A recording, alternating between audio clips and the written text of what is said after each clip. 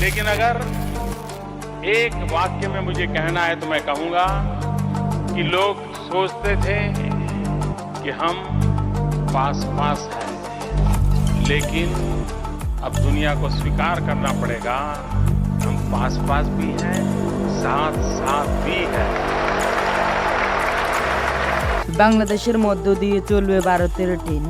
এই খবরটি শোনার পর বাংলাদেশের মানুষ অনেক ক্ষেপে গিয়েছে। ভারতকে বাংলাদেশ বিক্রি করার একটি ষড়যন্ত্র চলে। যে বিক্রিটা তাহলে ওজনটা কিসে মাপছে?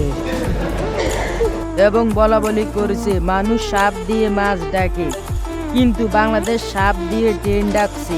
রাসেল ভাইপার সাপ এতটা ভাইরাল হয়েছে, এটি সম্পূর্ণ ভুয়া। এই রাসেল ভাইপারের নিউজ দিয়ে মানুষকে মাতিয়ে রাখছে বাংলাদেশ সরকার।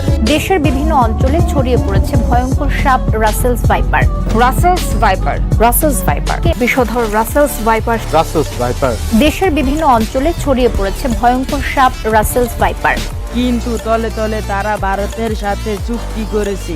বাংলাদেশের মাটি দিয়ে চলবে ভারতের ট্রেন। এই চুক্তিতে বাংলাদেশ এবং ভারত স্বাক্ষর করেছে। অবাক করা বিষয়টি হচ্ছে রাসেল ভাইপার যে শুধু গত 10 থেকে 12 দিন ধরে বাংলাদেশে বিস্তার করেছে তা কিন্তু নয়।